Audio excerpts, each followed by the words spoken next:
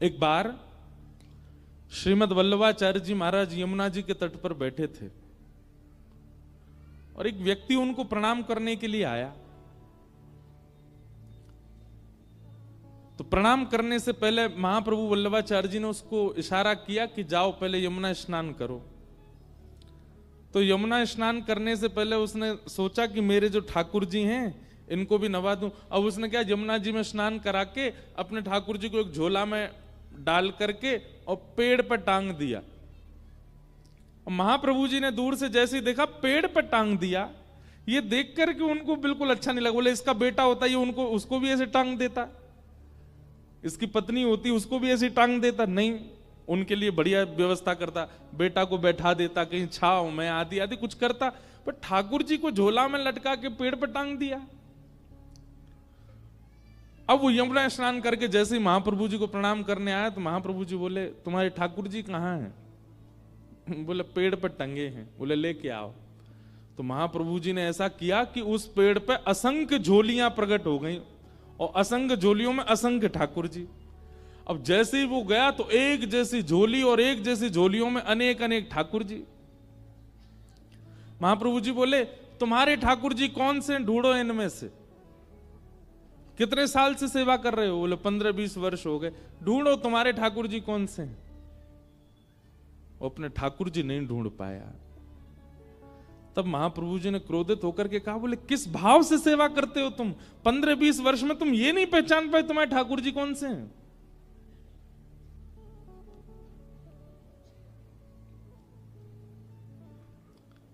चैतन्य मानेंगे तो उनके प्रति भाव बनेगा। जड़ मानेंगे तो फिर ठाकुर जी भी जड़ ही बन जाते हैं। वो उनको भी आपसे कोई अभिप्राय नहीं होता। हमारे वृंदावन के एक ठाकुर हुए श्री मदन मोहन जी। कौन? जोर से बोलो, कौन? मदन मोहन।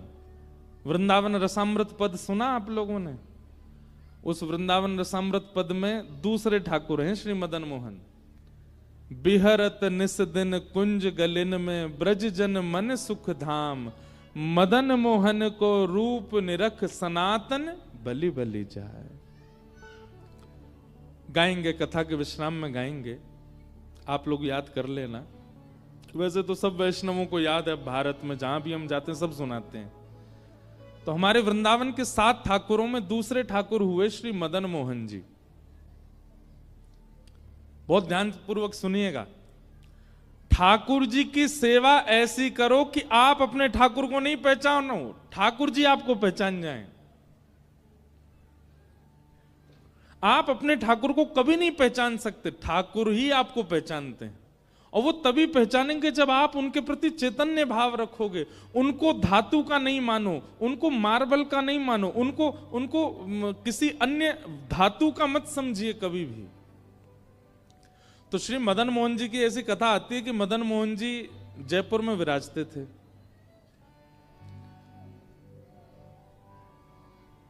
और वहां के राजा जो थे उनकी बेटी मदन मोहन जी की सेवा करती थी। तो पुत्री का जब विवाह निश्चित हुआ, बहुत ध्यानपूर्वक सुनिएगा, पुत्री का जब विवाह निश्चित हुआ तो बेटी ने अपने पिता से कहा, बोले पिताजी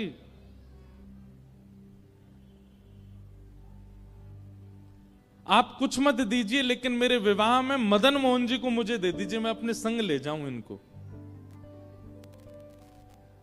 तो पिता थोड़े से व्याकुल हो गए, बोले बेटिया तू कुछ भी मांग ले, मदन मोहन जी को मत लेके जा। बेटी ने कहा, बोले कि और कुछ नहीं चाहिए, केवल मदन मोहन जी चाहिए, मैंने इनकी बड़ी सेवा की बचपन से, आप केवल इनको मुझे दे दीजिए। तो पिता और पुत्री दोनों ही सेवा के इतने लोभी थे। देखो, लोभ संसार में हो तो बुरा, सेवा हो में तो बुरा नहीं। मैं तो कथाओं में कहा करता हूं कि जितने भी अवगुण है ना, वो अवगुण बुरे कब बन जाते हैं? जब वो संसार में होते हैं। क्रोध बुरा कब? जब संसार में। अगर ठाकुर जी के प्रति कभी कभी मीठा क्रोध हो तो बुरा नहीं होता। लोभ बुरा कब है? जब संसार में। लेकिन वही लोभ भक्ति में हो, कथा में हो, नाम जप में हो तो बुरा नहीं है।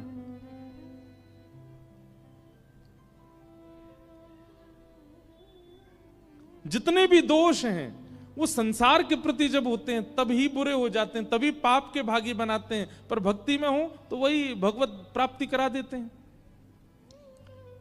तो जयपुर के राजा वो अपनी बेटी से कहने लगे, तू जो मांगेगी सो दूंगा, मदन मोहन जी को मत मांग। तो पुत्री ने कहा, पिताजी आपके घर में पहले से ही गोविंद देव जी की सेवा है, मदन मोहन जी की सेवा है, एक ठाकुर की आप कर ही रहे हैं, एक मुझे दे दीजिए। पिता बोले, नहीं नहीं नहीं, तू जो मांगेगी दूंगा, लेकिन मदन मोहन जी नहीं दूंगा। बेटी भी बोली, मैं भी केवल मदन मोहन जी को ही चाहती हूं और कुछ नहीं चाहती।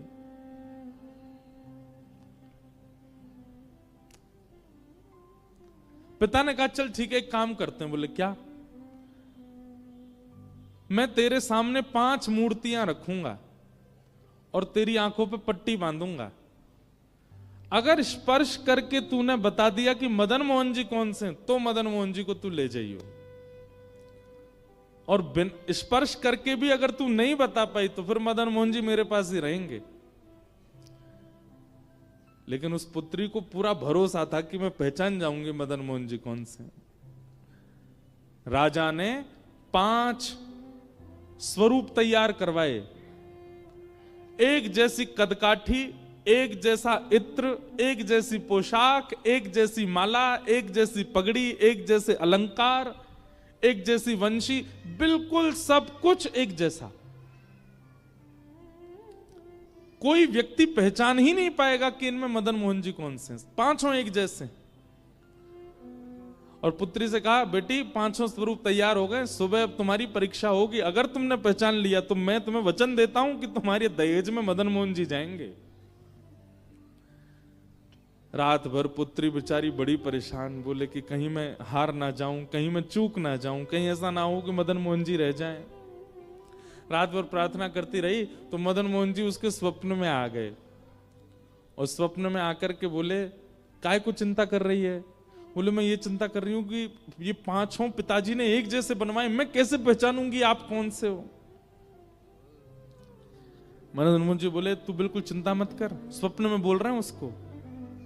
मदन मोहन जी बोले, तू जब 5 का स्वरूप देख रही हो, सब लोग इधर देखो, और विशेष रूप से आगे वालों से हमारी बहुत विनती है, बहुत सावधानी से सुनो, पीछे वाले बिल्कुल सावधानी से बैठे, आगे वाले भी बैठो।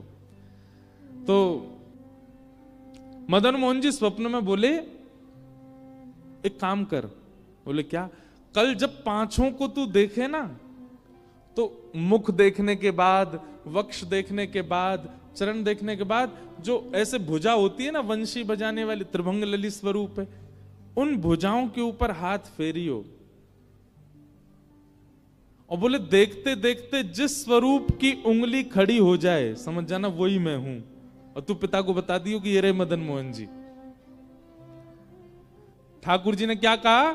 जिस स्वरूप की उंगली ऐसे खड़ी हो जाए तेरे स्पर्श से, तू बस पकड़ करके बोल दो, पिताजी यही मदन मोहन, वो मैं ही हूंगा। अब देखो इस कथा में क्या है कि भक्त ठाकुर जी को नहीं पहचान रहा है, ठाकुर जी भक्त को पहचानेंगे, ठाकुर जी भक्त के पास रहना चाहते हैं। सोचो, विचार करो कि उस राजा की पुत्री की भक्ति कैसे होगी कि ठाकुर जी अपने जड़ स्वरूप में उंगली खड़ी कर देंगे। इसका मतलब क्या है? ठाकुर जी जड़ हैं नहीं, ठाकुर जी चेतन नहीं है।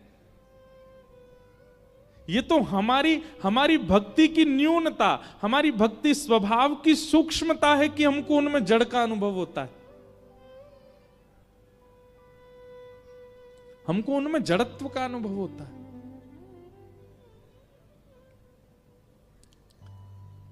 दूसरे दिन सब लोग ऐसे ही बैठे थे, पूरी भीड़, और 5 स्वरूप मंच पर रखे गए, और पुत्री की आंख में पहले रुई लगा दी, फिर पट्टियां बांधी, बिल्कुल कहीं से दिख ना जाए, और ऐसी स्थिति में उसको ले गए मंच पर, जाओ चलो ढूंढो कौन से हैं ठाकुर जी। पहले स्वरूप को देखे, रूप एक जैसा, हाथ एक जैसे, पैर सब कुछ एक जैसा। स्पर्श करते करते जैसी उसने वास्तविक मदन मोहन जी को छुआ, सोई मदन मोहन जी ने अपनी उंगली उठा दी, और जैसी उंगली का स्पर्श किया उसने कहा, पिताजी ये हैं मदन मोहन लाल जी।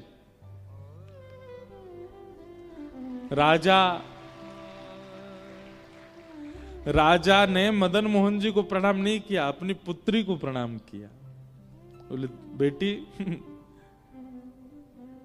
तूने नहीं पहचाना है, उन्होंने पहचाना है तुझे। तेरा स्पर्श होते ही मैंने देख लिया था कि उन्होंने अपनी उंगली हिलाई थी, अपनी उंगली खड़ी की थी। इसका मतलब तू नहीं ले जाना चाहती है उनको, वो जाना चाहते हैं तेरे साथ में। तू ले जाना चाहती तो मैं नहीं देता, लेकिन वो जाना चाहते हैं इसलिए मैं नहीं रोकूंगा। और अपनी पुत्री का विवाह करके एक पालकी में पुत्री बैठ करके गई और दूसरे रथ में महाराज दहेज में ठाकुर जी मदन मोहन जी कहां गए? करौली, राजस्थान। राजस्थान में करौली, जहां आज भी मदन मोहन जी विराजते। ठाकुर जी दहेज में आए। ऐसी भक्ति कब प्रकट होती है? जब ठाकुर जी के प्रति चैतन्य भाव हो। अभी मैं कुछ दिन पहले एक न्यूज देख रहा था, एक माता जी कह रही थी कुंभ में मेरे ठाकुर जी खो गए। मैंने कहा भैया बेटा खो जाते, भैया खो जाते, माता पिता खो जाते, ठाकुर जी खो गए कुंभ में? ठाकुर जी खो गए, उनके सेवा के ठाकुर जी। अब वो कह रही थी न्यूज चैनलों पे सब जगह मेरे ठाकुर जी कहीं मिल जाएं तो बताना। हम उन मां के प्रति संवेदना व्यक्त करते हैं, लेकिन एक बात हम यह भी स्पष्ट करते हैं कि यदि सेवक ने भाव से सेवा की होगी, सेवक ने बहुत प्रेम दुलार लाड़ किया होगा, तो ठाकुर जी स्वयं आ जाएंगे। ठाकुर जी जा नहीं सकते। हमारी बात को आप कहीं लिख लीजिएगा। ठाकुर जी जड़ इसलिए हैं, मुझे और आपको चुनौती दे रहे हैं। ठाकुर जी बोले तेरी भक्ति में सामर्थ्य हो, तुझ में सामर्थ्य हो तो तू मुझे चैतन्य बना के दिखा। मैं कथा में कहा करता हूं, एक खेल खेलते थे हम बचपन में। सब लोग इधर देखो, एक खेल खेलते थे, पता नहीं आपके झारखंड में खेलते हैं कि नहीं बच्चे। आजकल तो फोन आ गए ना, तो बच्चों ने फिजिकल गेम्स खेलना बंद कर दिया। लेकिन बचपन में हम एक गेम खेलते थे, बर्फ पानी। खेला है? उसी का एक दूसरा रूप होता है विष अमृत। बहुत बढ़िया बढ़िया खेल हैं ये। उसमें क्या होता था कि एक व्यक्ति जो है वो सबको छूता है और दौड़ करके जिसको छू लेता है वो फिर बर्फ बन जाता है। अब बाकी के लोग जो हैं वो उसके चारों तरफ घूमते रहते हैं, वो उसको पानी बनाने का प्रयास करते, वो जाके जैसे उसको खींचते हैं तो वो पानी बन जाता है। अब देखो, जिस समय वो व्यक्ति बर्फ पानी जब बच्चे खेलते हैं तो उसमें जब बर्फ बनता है, क्या वो सच में बर्फ है? क्या वो सच में एक स्थूल व्यक्ति है? नहीं, वो चैतन्य है, लेकिन एक खेल के रूप में वो अपने आप को स्टैच्यू मान लेता है, अपने आप को बर्फ मान, फिर जिस आकृति में होता है वैसे ही रह जाता है। एक और खेल खेलते थे उसमें ऐसा बोलना, मतलब 10 तक गिनती गिनो, पीछे सारे बच्चे जो हैं वो ऊट पटांग हरकत करते रहेंगे और 10 बोलते ही जितने भी बच्चे उन सबको एक स्टैचू बनना पड़ता है। कोई बच्चा ऐसे हो जाता है, कोई ऐसे हो जाता है, कोई कुछ कुछ, फिर वो आकर के सबके पास आके सबको हंसाने का प्रयास करता है ना। पता नहीं आप लोगों ने खेला है कि नहीं, हमने खूब खेले, ये सब खेले हैं। तो फिर वो उसको नियम होता है, तुम छुओगे नहीं किसी को, लेकिन बातें बोल के उसके पास उसको, अगर तुमने उसको हंसा दिया, अगर उसके हाथ पांव सीधे कर दिए तो तुम्हारी जीत हो जाती है। ठीक वैसे ही ठाकुर जी ऐसे खड़े और हम आप सब लोगों को अधिकार मिला है कि हमें ठाकुर जी को हंसाना है, हमें ठाकुर जी को बिठाना है, हमें ठाकुर जी को सुलाना है, हमें ठाकुर जी को गोद में लेना है। और उस खेल में विजय प्राप्त करने के लिए ही ये भागवत की कथा सुनाई जा रही है कि ठाकुर जी को कैसे हंसाओगे, कैसे बिठाओगे, कैसे नचाओगे, कैसे गोद में लोगे, वो सारी क्रियाएं बताई जाती हैं कथा में। ये खेल है। उसी खेल की पूर्णता बताई जा रही है यहां पर।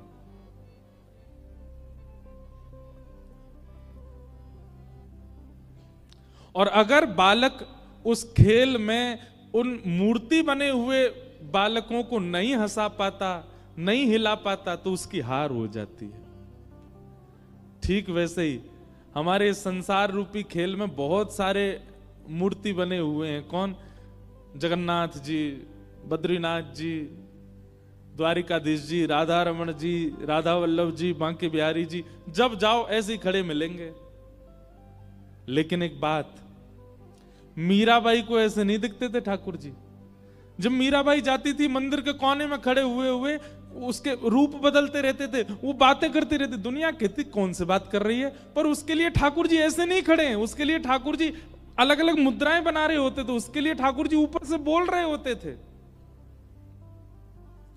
श्री माधवदास जी जगन्नाथपुरी में जब जाते थे महाप्रभु जगन्नाथ जी के सामने, श्री जगन्नाथ जी उनके लिए ऐसे नहीं होते थे। जगन्नाथ जी कभी ऐसे पौड़े होते थे, कभी बैठे होते थे, कभी कुछ कर रहे होते थे। बाकी दुनिया को ऐसे ही दिखते थे, पर माधवदास जी को अलग दिखते थे। हमारे गोवर्धन में श्री गोविंद दास, दुनिया के लिए श्रीनाथ जी ऐसे खड़े रहते थे, पर गोविंद दास जैसे मंदिर में आते थे, ठाकुर जी मोती उठा के मारते थे गोविंद दास के ऊपर। इसका मतलब क्या है? ठाकुर जी जड़ नहीं है, ठाकुर जी चैतन्य है। एक भाव में कथा में गाया करता हूं, कन्हैया कन्हैया पुकारा करेंगे। इस भाव में ठाकुर जी चैतन्य कैसे बनेंगे, ये बात बताई गई है। लताओं में ब्रज की गुजारा करेंगे, कन्हैया कन्हैया पुकारा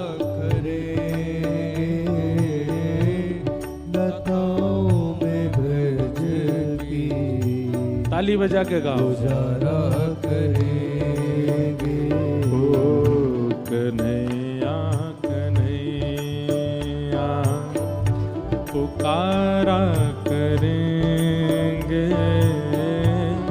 लताओं में ब्रज की गुजारा करेंगे, कन्हैया कन्हैया पुकारा करेंगे, लताओं में ब्रज की गुजारा करेंगे।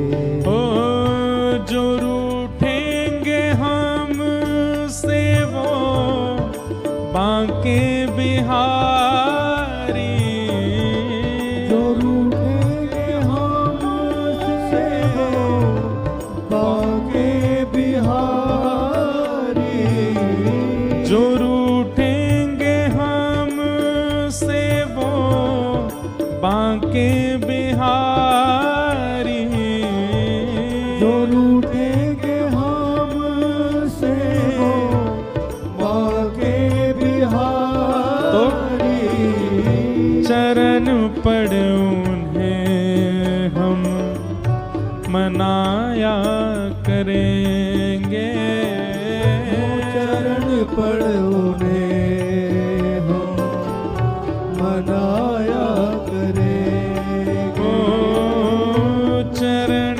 पड़ उन्हें हम मनाया करेंगे, चरण पड़ उन्हें हम मनाया करेंगे, कन्हैया कन्हैया पुकारा करेंगे, लताओं में ब्रज की गुजारा करेंगे, कन्हैया कन्हैया पुकारा करेंगे, लताओं में ब्रज की गुजारा करेंगे। श्री राधा रमण लाल की जय।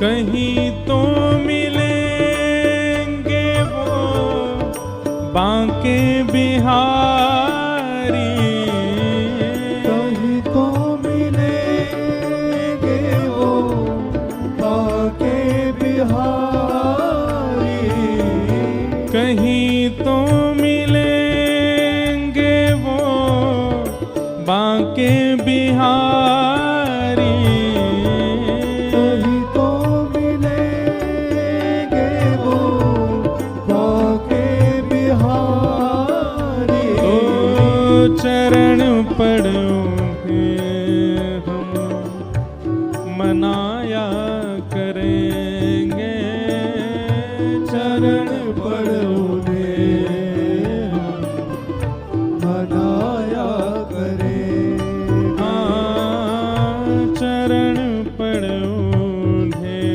हम मनाया करेंगे, चरण पड़ोगे हम मनाया करेंगे।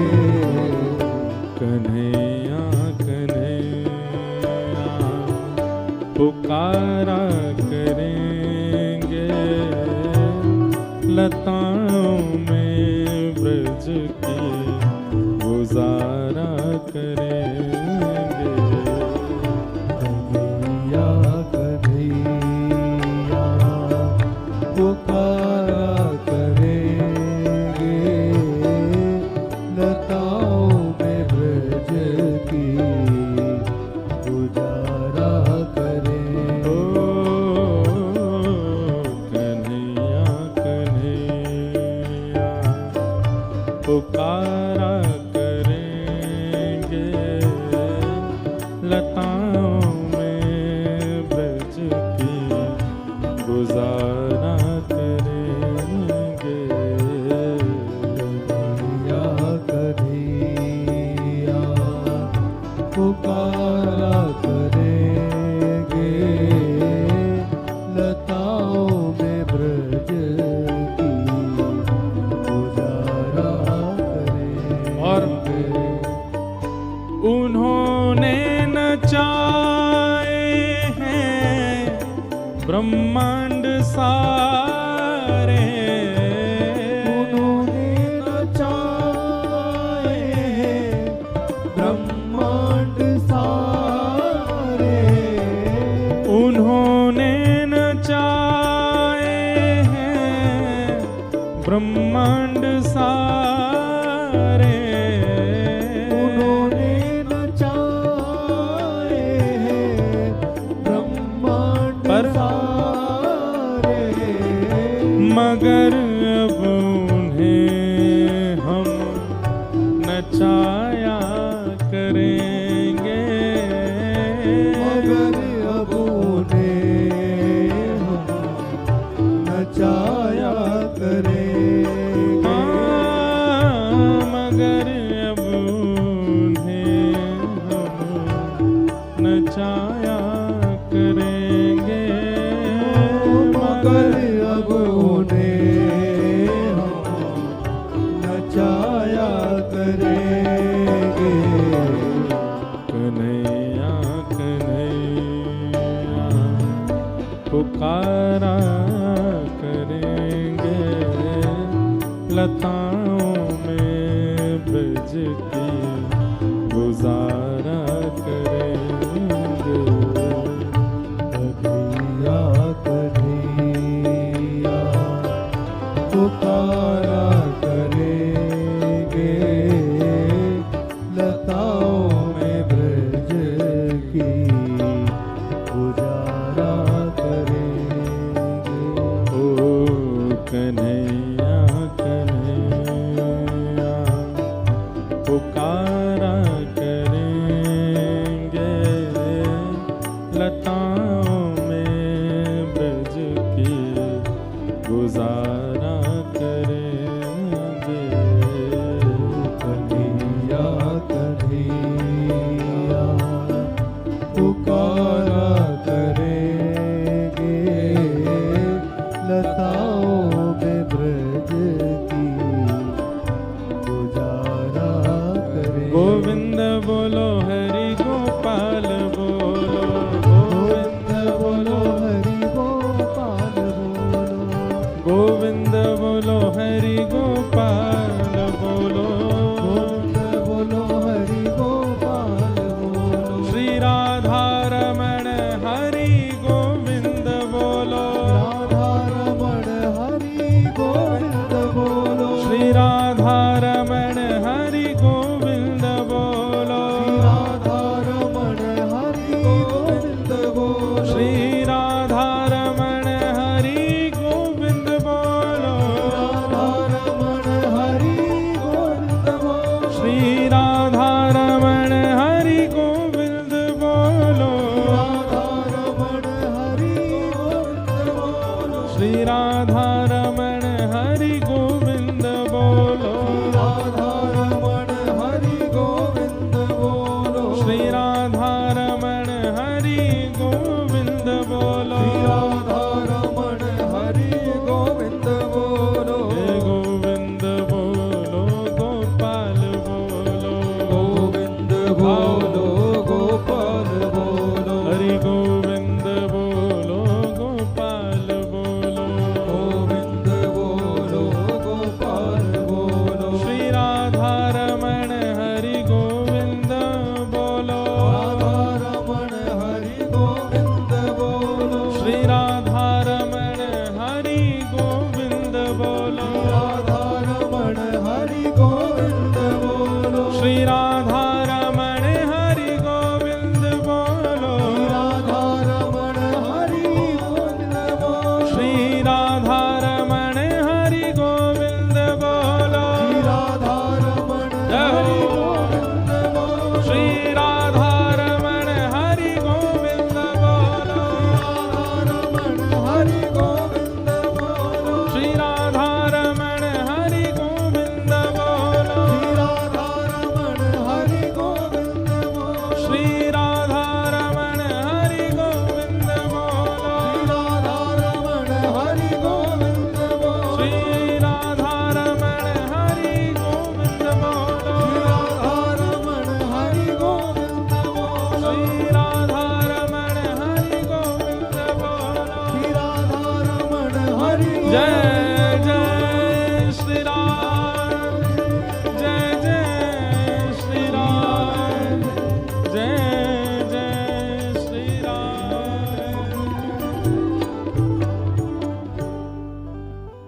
उन्होंने नचाए हैं ब्रह्मांड सारे, उन्होंने नचाए ब्रह्मांड सारे, मगर अब उन्हें हम नचाया करेंगे, मगर अब उन्हें हम नचाया करेंगे। किस भाव में? जैसे एक राजा की पुत्री मदन मोहन लाल जी से कहती है कि उनको जाना है साथ में, दहेज में लेके जाना है, तो ठाकुर जी अपनी उंगली हिला रहे हैं। गोपाल भट्ट गोस्वामी की भावना गूंज कम कीजिए, तो श्री ठाकुर जी शालिग्राम से प्रकट हो गए। ये इस भाव का अर्थ यही है, मगर अब उन्हें हम नचाया कर, हम जैसे चाहें वैसे हमारे ठाकुर जी रहे। अभी क्या है, जैसे ठाकुर जी चाहते हैं वैसे हम रह रहे हैं, और प्रारंभिक यही होना चाहिए, जैसे ठाकुर जी चाहें वैसे साधक रहे। लेकिन कुछ समय बाद फिर वो जैसे चाहता है वैसे ठाकुर जी रहने लग जाते।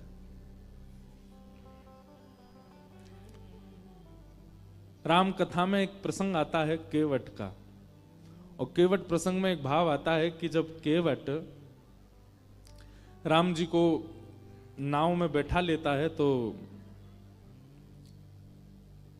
लेकर के जैसे ही पल्ली पार जाने लग जाता है तो बीच रास्ते में ही, बीच नदी में पहुंचते ही केवट नाव वापस घुमा लेता है। लक्ष्मण जी कहते हैं, ए भाई क्या कर रहे हो, वापस क्यों लेके जा रहे हो? केवट कहता है, बोले चालक कौन है, मैं कि आप? बोले तुम हो। तो बोले तो फिर मेरे पे विश्वास रखो ना, मैं जैसे चला रहा हूं मुझे पता है ना नदी का क्या कैसे वेग है, कब कहां कैसे लेके जाना है, इसलिए मुझे मत सिखाइए। वापस लेके जाने लगा, फिर घुमा करके फिर छोड़ पहुंचाने लगा, फिर जैसे ही छोड़ आने वाला होता था तुरंत घुमा लेता था। सीता जी भी थोड़ी सी परेशान तो हो गई, लक्ष्मण जी तो नाराज ही हो गए, लेकिन 2-4 बार में जैसे ही बार बार घुमा लाता, नहीं छोड़ता पल्ली पार, तो अब की बार राम जी बोले, ए भाई ये क्या कर रहे हो तुम, इतनी देर हो गई, तुम क्यों बीच में हमको घुमा रहे हो, छोड़ दो ना पल्ली पार। केवट कहता, बस 3-4 बार में थक गए आप, और आप जो हमको 84 लाख बार नचाते रहते हो सब जगह, उसका क्या? कभी हमको कुछ बनाते हो, कभी कुछ बनाते हो, कभी बस इतने में ही हो गया, 4 बार में ही पसीना आ गया आपको। कभी मछली बनाते हो, कभी कुकर बनाते हो, कभी सूकर बनाते हो, कभी बिल्ली बना देते हो, कभी छिपकली बनाते हो, ना जाने कैसी कैसी योनियों में हमको नचाते रहते हो। हमने 4 बार बीच भंवर में क्या घुमा दिया, पसीना छूट गए आपके। उन्होंने नचाए हैं ब्रह्मांड सारे, मगर अब उन्हें हम नचाया करेंगे, कन्हैया कन्हैया पुकारा करेंगे, लताओं में ब्रज की गुजारा। एक बार 6-7 साल पहले हमारी कथा हुई नेपाल में, काठमांडू में।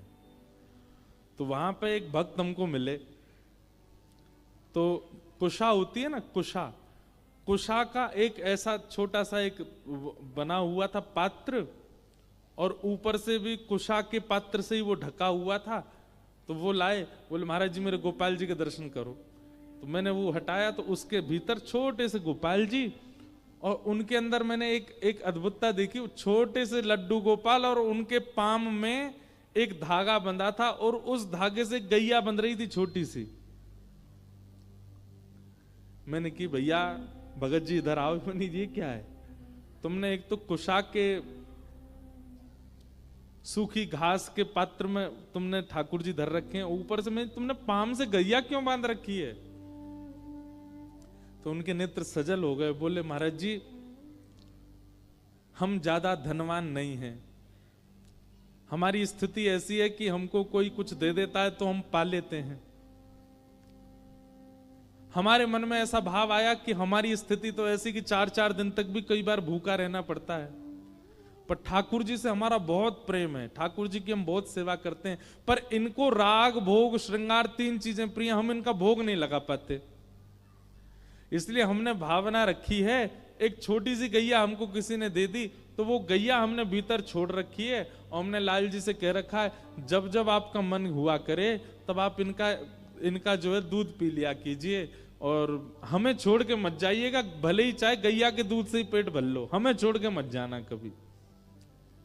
और वो क्या बोले पता है, आपको सुन के आश्चर्य होगा, बोले महाराज जी ठाकुर जी के लिए भोग तो मैं रोज नहीं लगा पाता, पर रोज थोड़ी बहुत घास तोड़ करके गैया के सामने डाल देता हूं भीतर।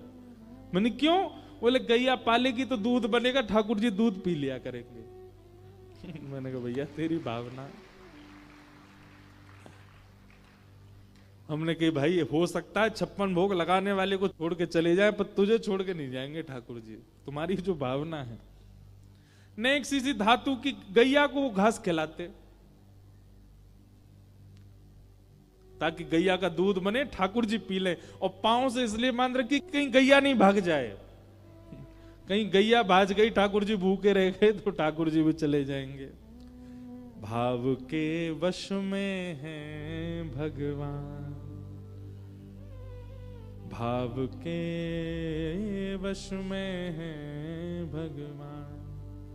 ठाकुर जी व्यवस्था से नहीं आते, ठाकुर जी आपके धन से नहीं आते, ठाकुर जी आपके रूप से नहीं आते, ठाकुर जी आपकी सुंदरता से नहीं आते। ठाकुर जी तो केवल आपके भाव से आएंगे, रुकेंगे। तो अब मेरे पीछे जो स्वरूप है ठाकुर जी का, गोपाल जी, अभी ये कैसे हैं? ऐसे ही खड़े रहेंगे। लेकिन आपकी भावना सुंदर होगी तो इन 7 दिनों में आपको इनकी पलक झपकते हुए दिख जाएगी। आपकी भावना शुद्ध होगी तो ये इसके अलावा ऐसी मुद्रा में भी दिख जाएंगे। आपकी भावना शुद्ध होगी तो गैया से गले लगे हुए भी दिख जाएंगे। ठाकुर जी कहीं भी जड़ नहीं है, हमारी भावना जड़ है, इसलिए ठाकुर जी हमको जड़ दिखाई देते हैं। ठाकुर जी सब जगह चैतन्य रूप में। वो चैतन्य रूप कैसे दिखे, वो चैतन्य दृष्टि कैसे दिखे, वो कथा सिखाती, वो कथा दिखाती। तो भगवान पहला रूप क्या है? सत्य। और दूसरा रूप क्या है? चैतन्य। और ठाकुर जी का तीसरा रूप क्या है? आनंद। ठाकुर जी आनंद है। अच्छा, मुझे ऐसा लगता है ठाकुर जी को देखने के बाद देखने वाला आनंद रूप में आ जाता है। अगर कोई व्यक्ति अति आनंद में दिखाई दे रहा हो, समझ जाइयो या को ठाकुर जी मिल गए हैं, यही हमारे इतना आनंद में है। अच्छा, आनंद वाले व्यक्ति का स्वरूप स्वभाव क्या है? बहुत ध्यान से सुनिएगा।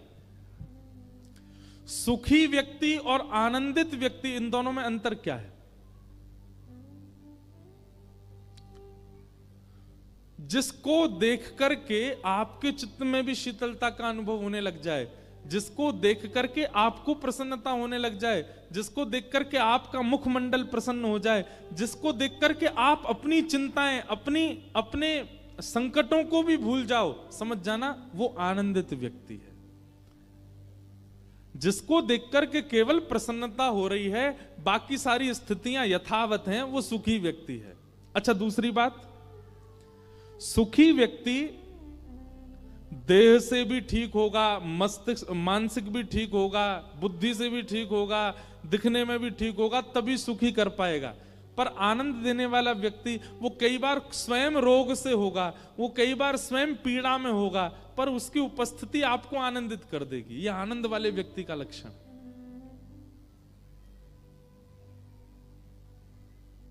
हमारे वृंदावन के पूज्य श्री प्रेमानंद जी महाराज, वो स्वयं देह से कई बार उतने उचित नहीं हैं, उतनी अच्छी अवस्था में नहीं है, पर उनको देख के लाखों आनंदित हो जाते हैं, करोड़ों आनंदित हो जाते हैं।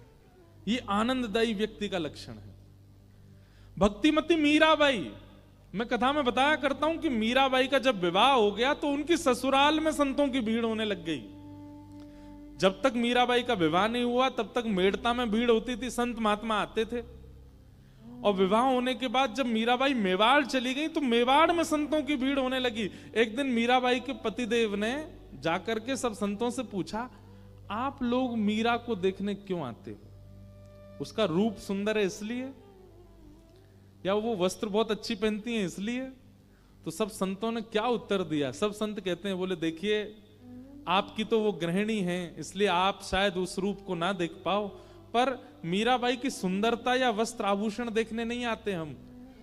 जो भक्ति हमारे मन में तीर्थ जाकर के प्रकट नहीं हो पाती, वो भक्ति मीराबाई को देखने से प्रकट हो जाती है, इसलिए हम मीराबाई को देखने आते हैं। हमारा मन अत्यंत शांति का अनुभव करने लग जाता है, हमारे मन में श्याम सुंदर भ्रमण करने लग जाते हैं, रमण करने लग जाते हैं मीराबाई को देखने मात्र से। हम सब भूल जाते हैं, इसलिए हम मीराबाई को देखने आते हैं। सुखी व्यक्ति को देख करके आप सुखी हो सकते हो, पर कांस्टेंट सुख नहीं रहेगा, लंबे समय का सुख नहीं रहेगा। लेकिन एक आनंदित व्यक्ति को एक बार देखने के बाद भी आप लंबे समय तक आनंदित रहोगे। ये आनंदित व्यक्ति और सुखी व्यक्ति में अंतर है।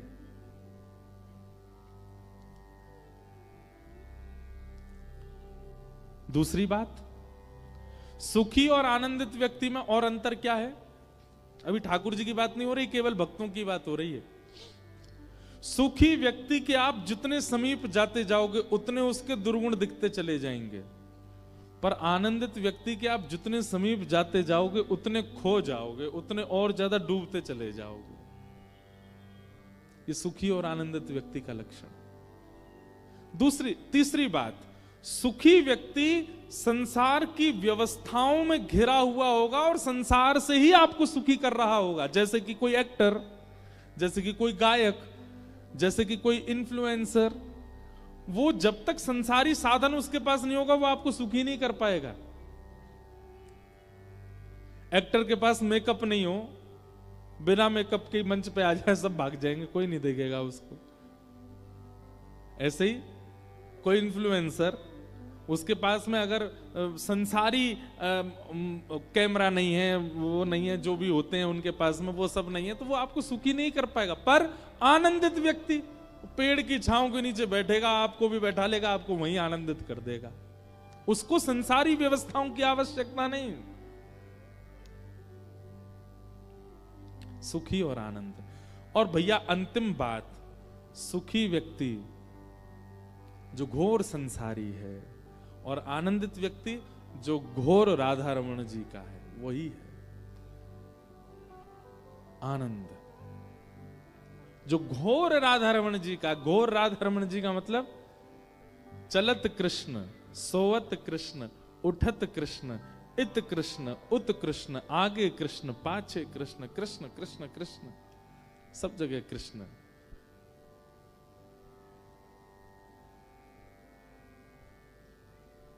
आनंद। तो भगवान का तीसरा रूप क्या है? आनंद। सच्चिदानंद रूपाय विश्वोत्पत्त्यादि हेतवे, विश्व की उत्पत्ति पालन संहार जो करते हैं, तापत्रय विनाशाय, 3 प्रकार के तापों का जो उपशमन करते हैं, श्री कृष्णाय वयम नमः, ऐसे श्री कृष्ण को हम बारंबार प्रणाम करते हैं। आगे बंधुओं, अब यहां से महात्म की चर्चा शुरू होती है। नैमिषारण्य क्षेत्र में 88,000 सौनकादि ऋषि बैठे थे, बहुत ध्यान से सुनिएगा।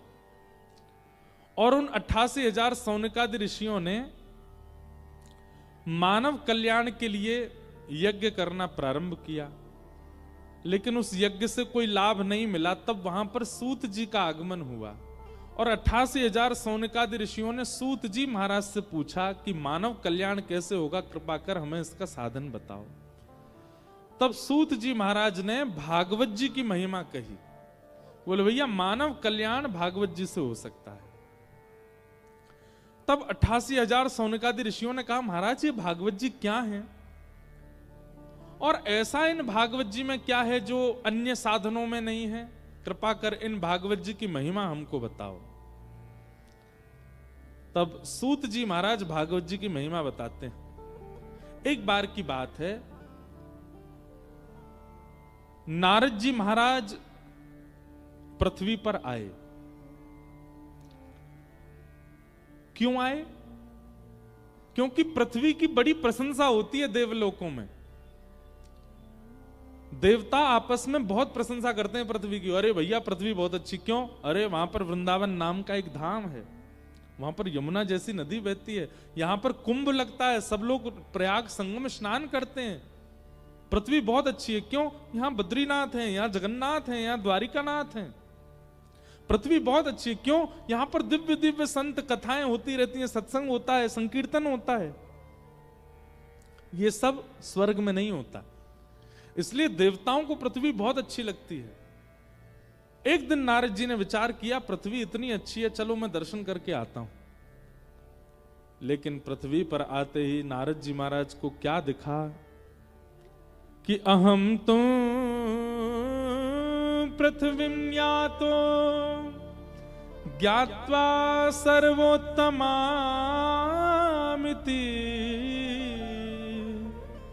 पुष्करं च प्रयागं च काशीं गोदावरी तथा हरिक्षेत्रे कुरुक्षेत्रे श्रीरंगं सेतुबन्धनम् एवमादिषु तीर्थेषु ब्रह्माण्डतस्ततः।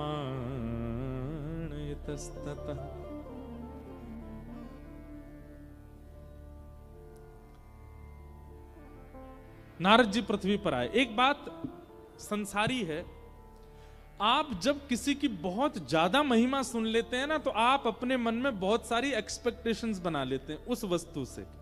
जैसे हमको मान लो किसी ने कहा महाराज जी रांची की कचौड़ी बहुत अच्छी, अब यहां मिलता क्या वो तो हमें अभी नहीं पता। किसी ने हमसे कहा मान लीजिए रांची की कचौड़ी बहुत बढ़िया है, अब वो जब मिलता तब हमको यही कहता उसकी आलू की सब्जी ऐसी, उसमें हींग ऐसा पड़ा होता महाराज, मिर्च ऐसी होती है कि पूरा जो है शरीर झन्ना जाए, और महाराज कचौड़ी ऐसी देसी घी में बनी। अब वो इतनी प्रशंसा कर चुका है कि मेरे मन में एक उम्मीद जग चुकी है उस वस्तु के प्रति, बहुत अतीत में।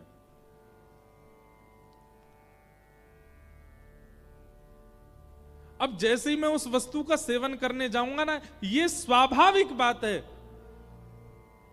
कि वो मेरी उम्मीद से थोड़ी कम स्वादिष्ट ही होगी, ये स्वाभाविक बात है। अब यहां पर भी देखिए संसार और आध्यात्म, इनमें अंतर। संसारी वस्तु की आप जितनी ज्यादा ख्याति सुनोगे, जब उसको भोगने जाओगे तो वो ख्याति से थोड़ी कम ही स्वादिष्ट दिखेगी। और आध्यात्मिक वस्तु का आप जितना ज्यादा श्रवण करोगे, जब उसका अनुभव करने जाओगे, तो जितना आपने उम्मीद नहीं रखी थी उससे कई गुना ज्यादा स्वादिष्ट लगेगा आध्यात्म। यह भी अंतर है संसार में और आध्यात्म में। हमने वृंदावन का यश गाया, वृंदावन ऐसा, वृंदावन ऐसा, वृंदावन के ब्रजवासी ऐसे, वृंदावन के बंदर ऐसे, वृंदावन की यमुना जी ऐसी, वृंदावन के संत ऐसे। अब इतना आपने वृंदावन सुन लिया, जब आप पहली बार वृंदावन जाओगे, अगर वास्तव में शुद्ध भावना से जाओगे, तो आपने जितना सुना उससे कई गुना ज्यादा आपको वृंदावन मिलेगा। लेकिन वहीं आपसे प्रशंसा कर दी जाए, विदेश में फलाना देश इतना अच्छा है, ऐसा है, ऐसा है, ऐसा है, कभी अनुभव करके देख लेना। आप जब आप जाओगे ना उस संसारी जगह पे, थोड़ा उसको आप कम ही पाओगे अपनी स्थिति से।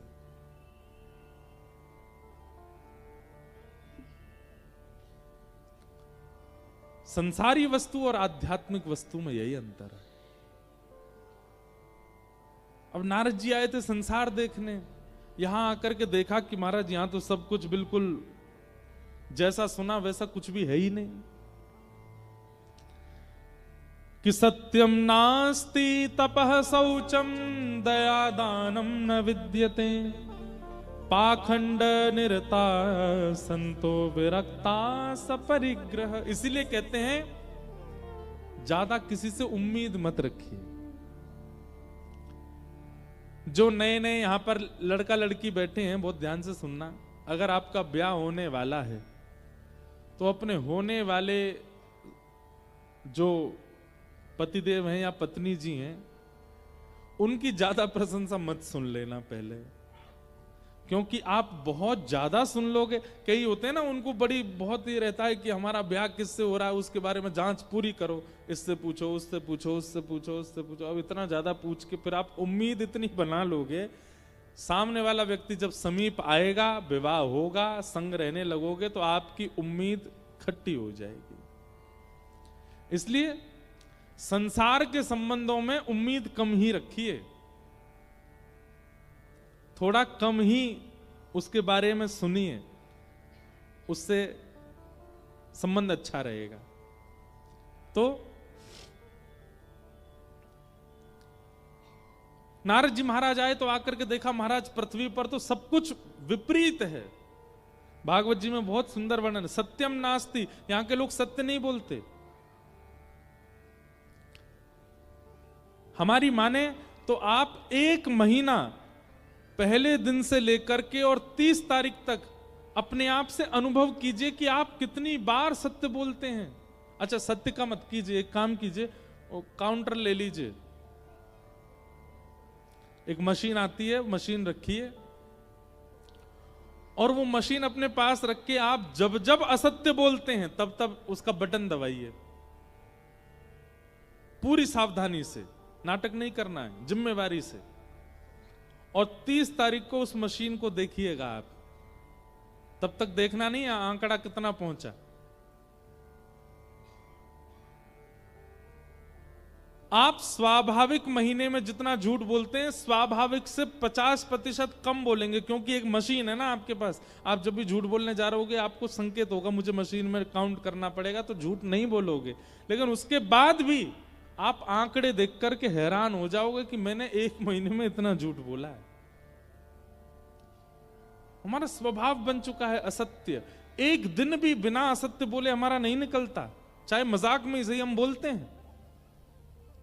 सत्यम नास्ति।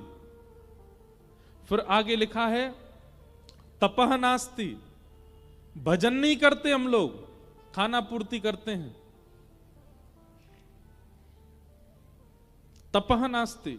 शौचम नास्ति, शौच कहते हैं पवित्रता को, पवित्रता भी नहीं है हमारे मन में। हम केवल तन साफ बनाते हैं पर अंदर पूरी गंदगी भरी पड़ी है। कहने का अभिप्राय, बाहर से गाड़ी धो दी पर अंदर उसमें सब मट्टी भी भरी पड़ी है, खाने पीने की सामग्रियां भी पड़ी हैं, दुर्गंध भी आ रही है। बाहर से साफ होने से क्या फायदा, ये तो केवल बाह्य आकर्षण के लिए था, अंदर तो कुछ भी नहीं है। लेकिन कई बार बाहर से गाड़ी साफ ना हो लेकिन अंदर से स्वच्छ हो तो बैठ करके यात्रा की जा सकती है। ठीक वैसे ही ठाकुर जी के लिए हम सब लोग गाड़ी हैं। हमने बाहर से अपने आप को बहुत सुंदर बना रखा पर अंदर सीट टूटी पड़ी है, स्टीयरिंग निकली पड़ी है, गियर निकले पड़े हैं, कुछ भी बढ़िया नहीं है। ठाकुर जी कहते हूं भाई कैसे बैठूं या के चित्त में, सबरो तो उधरो पड़ो भीतर थे। ब्रजभाषा समझ रहे हैं ना, उधरो मतलब समझे, उधरो ब्रजभाषा में। जैसे अब उधरा कैसे समझाएं, जैसे ये हमारी बगलबंदी है, यहां से इसके धागा वागा निकल जाएं तो ये उधर जाएगी, इसको बोलते उधरा, उधरा हुआ। अभी सामने मैट मैट बिछे सब उठ पटांग हो जाएं, खुल जाएं, कई हमारे मित्र जन है वो उधरे ही रहते हैं, तो ये उधरा, उसको कहते हैं उधरा पड़ा रहना। एक बात याद रखिएगा, जिस व्यक्ति का स्वभाव, जिस व्यक्ति का जीवन ऐसे उधरा सा रहता है ना, ठाकुर जी नहीं आते उसके पास। ठाकुर जी को तो सुधरो चाहिए, उधरो नहीं।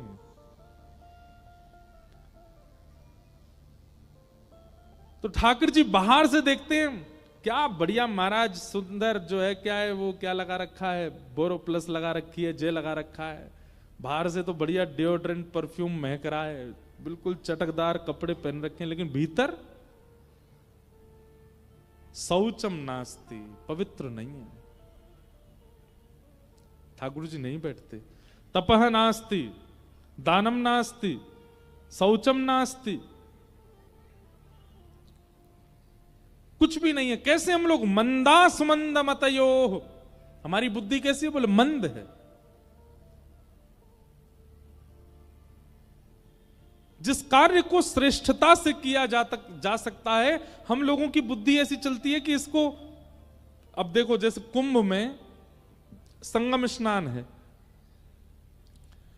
अब सब लोग अपने अपने आंकड़े लगा रहे हैं संगम में कैसे नहाया जाए। कोई कह रहा वहां से कूद जाओ तो नहा लोगे, कोई कह रहा यहां से नाव में बैठ के चले जाओ तो नहा लोगे, कोई कह रहा यूं कर लो यूं, सब अपनी अपनी बुद्धि लगा रहे हैं। अरे भैया, आज मैंने कहीं सुना, वो सुबह उसमें आ रहा था सोशल मीडिया पे, बोले लोग गलत कर रहे हैं, यमुना जी में क्यों नहा रहे हैं। अरे नहाना है तो संगम में नहाइए या गंगा जी में नहाइए, यमुना जी में। अरे नहीं, हमने एक कथा में भी कहा, तीर्थ का मतलब होता है केवल तीर्थ, वह स्पेसिफिक जगह नहीं होती है, जहां बिहारी जी विराज रहे हैं वही मंदिर ही वृंदावन नहीं है। जहां पर यमुना जी बह रही हैं वही वृंदावन नहीं है। 84 कोस दूर दूर तक पूरा वृंदावन है। आप किसी वृक्ष को भी प्रणाम करके चले जाओगे तो बिहारी जी के प्रणाम के समान ही फल मिलेगा। आप संगम में जाकर के चाहे यमुना जी में नहा लीजिए, गंगा जी में नहा लीजिए, किसी भी घाट किसी भी कोने में स्नान कर लीजिए, आपका अमृत स्नान ही माना जाएगा। पर लोगों में होड़ लगी नहीं, जहां 2 धार मिल रही है वहीं नहाना है हमको। तो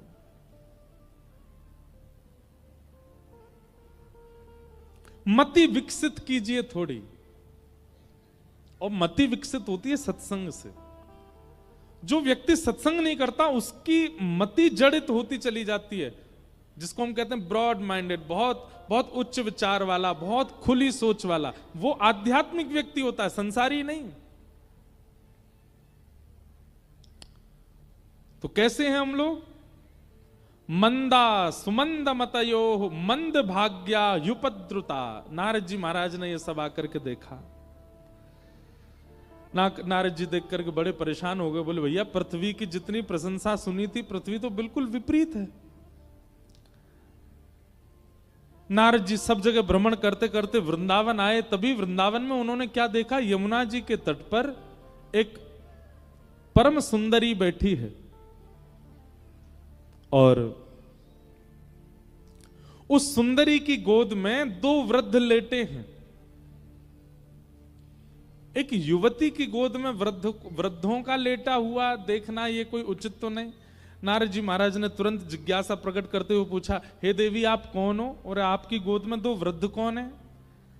तब उस कन्या ने अपना प्रत्युत्तर दिया, अहम भक्ति ख्याता इमो में तनयो मतौ ज्ञान वैराग्य नामानो काल योगेन जर्जरो।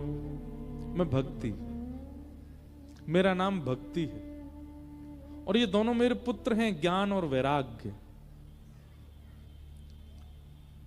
मुझे सब भजते हैं, भक्ति सबके चित्त में है, पर ज्ञान और वैराग्य नहीं है। इसी कारण मैं तो युवा हूं क्योंकि मुझे सब चाहते हैं, पर मेरे वृद्ध बालक हो चुके हैं क्योंकि इनको कोई नहीं चाहता। मैं अपनी कथाओं में कहा करता हूं बंधुओं, भक्ति पथ पर चलने के बाद भी, भक्ति मार्ग पर आ जाने के बाद भी हम निराश क्यों हैं, हम हताश क्यों हैं, हम उदास क्यों हैं? क्योंकि भक्ति के पुत्र ज्ञान और वैराग्य हमारे पास नहीं है। केवल भक्ति है, ज्ञान नहीं है। एक भक्त था, गोपाल जी की सेवा करता था। किसी ने उसको जाके कहा, ए भाई तू गोपाल जी की सेवा कब से कर रहा है? बोले हो गए 7-8 साल हो गए। बोले 7-8 साल में भी तू आज भी छोटे से घर में ही रहता है, तेरा ना तो व्यापार बढ़ा, तेरा ना धन की वर्धन हुआ, ना तू घर बना पाया। उस व्यक्ति को लगा हाँ बात तो सही है। बोले तू देवता बदल दे, ये गोपाल जी तो छोटे से घर में ही राजी रहेंगे, तू एक काम कर महादेव की उपासना कर। देखा महादेव की उपासना करने वाले को सोने की नगरी लंका मिल गई। उसके मन में तुरंत अविश्वास आ, ये अज्ञान है। अज्ञान आपके अंदर है, ये आपको कैसे पता चले? ठाकुर जी के प्रति एक बार भी, या ठाकुर जी के जनों के प्रति, या ठाकुर जी के धाम के प्रति एक बार भी आपके चित्त में अविश्वास आ जाए, समझ जाना कि आपके अंदर अज्ञान है, ज्ञान नहीं है। लेकिन कोई कुछ भी कह जाए, कोई कितना भी बोल जाए, धाम के प्रति, नाम के प्रति, ठाकुर जी के प्रति, लीला के प्रति और ठाकुर जी के जनों के प्रति आपके चित्त में कभी अविश्वास ना आवे, समझ जाना भक्ति के साथ ज्ञान है।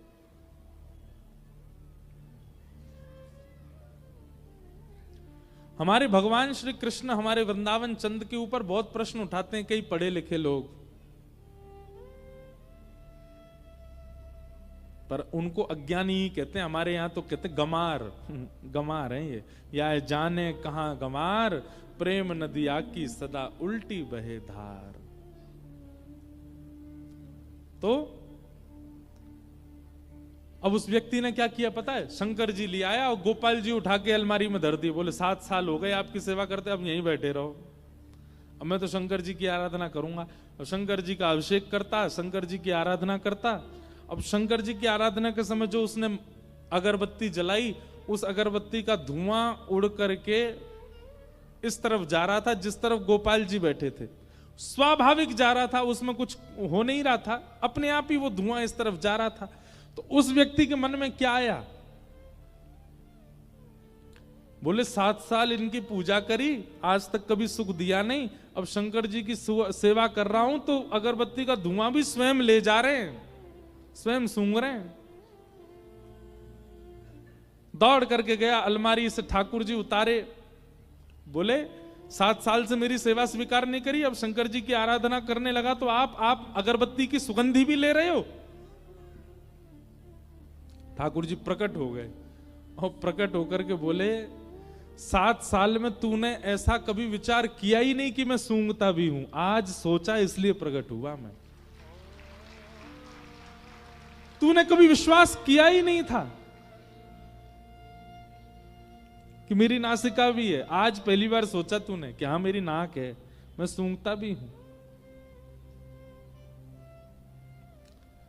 भक्ति तो बंधु हम सबके चित्त में है, पर ज्ञान नहीं है। और क्षमा कीजिएगा, ज्ञान का मतलब बहुत जानकारियां होना नहीं होता। विवेकशील बुद्धि, कहां कब क्या करना है, कैसे करना है, और सबसे बड़ी बात भक्ति में अविश्वास का ना होना, यही ज्ञान है।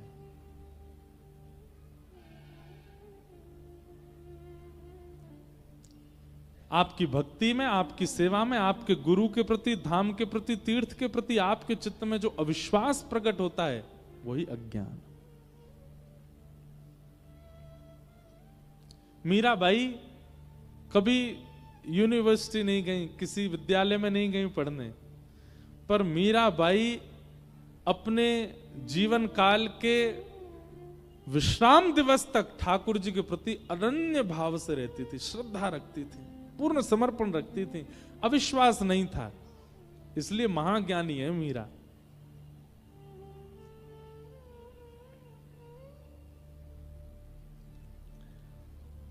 तो हमारी प्रार्थना, भक्ति तो है पर ज्ञान भी लाइए, और ज्ञान है इस बात का प्रमाण है ठाकुर जी के प्रति कभी अविश्वास ना होना।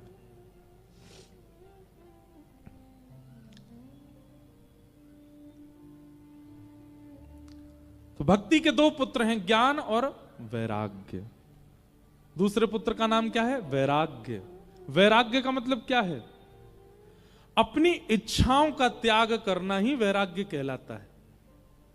साधक व्यक्ति, भक्त व्यक्ति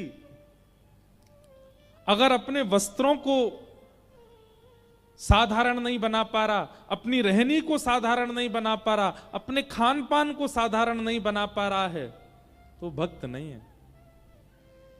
ये बात आप थोड़ी मान लीजिएगा हमारी। आप भक्ति मार्ग में जब आएंगे तो आप कई अपनी इच्छाओं का त्याग कर दोगे। आपको बड़ी गाड़ी में बैठाया गया कि छोटी गाड़ी में बैठाया जाए, इससे कोई फर्क नहीं पड़ेगा आपको। आपको पहनने के लिए 30,000 के कपड़े मिले कि 300 के कपड़े मिले, इससे फर्क नहीं पड़ेगा। आपको पाने के लिए 56 भोग मिले कि केवल सूखी दाल, सूखी रोटी मिली, इससे फर्क नहीं पड़ेगा। आपके लिए तन ढकना आवश्यक होगा, ब्रांड हो ये जरूरी नहीं होगा। आपके लिए सफर करना आवश्यक होगा, गाड़ी बड़ी हो ये जरूरी नहीं होगा। आपके लिए पेट भरना आवश्यक होगा, उसमें 56 भोग हो यह आवश्यक नहीं होगा। इन आवश्यकताओं के त्याग, इन विशिष्ट आवश्यकताओं के त्याग को ही वैराग्य कहते हैं। सब छोड़ करके बाबा जी बन जाना वो वैराग्य नहीं है।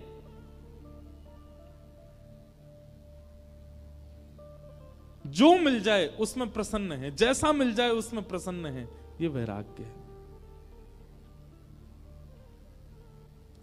तो भक्ति के 2 पुत्र हैं। अगर ये दोनों पुत्र आपके चित्त में नहीं आ रहे हैं और केवल भक्ति आ गई है, तो आपकी भक्ति आपको कभी प्रसन्न नहीं कर पाएगी। उस भक्ति से आप कभी आनंदित नहीं हो पाओगे, उस भक्ति से आप कभी ठाकुर जी का अनुभव नहीं कर पाओगे। इसलिए भक्ति के साथ साथ अविश्वास खत्म होना चाहिए, तभी ज्ञान आएगा। और भक्ति के साथ साथ इच्छाओं की निवृत्ति होनी चाहिए, तभी वैराग्य आएगा। और जब तक ज्ञान वैराग्य नहीं आएंगे, आप अपनी भक्ति से प्रसन्न नहीं हो पाओगे।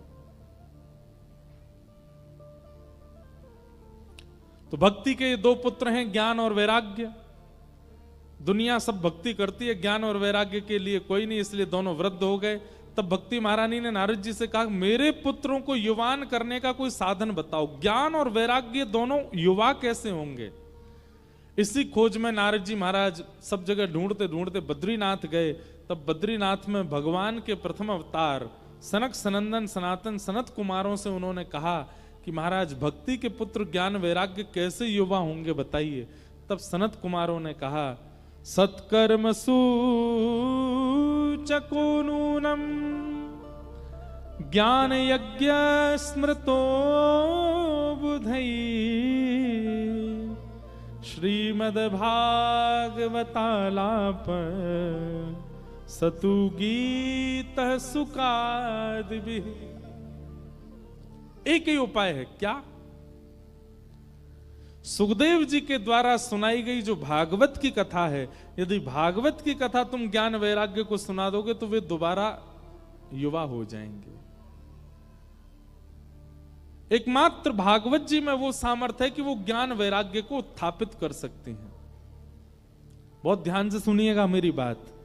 आप कथा में क्यों आए हैं? क्योंकि भक्ति आपके चित्त में है। तो यहां आकर के प्राप्त क्या करना? आप ऑलरेडी भक्त बन गए हो, फिर यहां क्यों आए हो? आप भक्ति प्राप्त करने नहीं आए हो, ज्ञान और वैराग्य को उत्थापित करने आए हो। ज्ञान और वैराग्य हमारे चित्त में जो जीर्ण शीर्ण हो चुके हैं, उनको उत्थापित करने के लिए आप कथा में आए हैं। हमारे माइक कभी कभी धीमे पड़ जाते हैं। बालकों की आवाज कितनी तेज होती है। कभी कभी हमें लगता है हम भी बालक होते हैं, ऐसे ही जोर जोर से कथा सुना रहे होते। तो इनको बढ़िया बिस्किट खिला लाओ, बाहर ले जाके टॉफी दे देना। इधर देखो सब लोग, अरे मैया कैसो रो रो लाला। हमको इसलिए लग रहा है उसने वो मंकी कैप पहना ना, इतनी सर्दी तो है नहीं यहाँ पे, बेचारे का मुंह बंद हो गया है। ले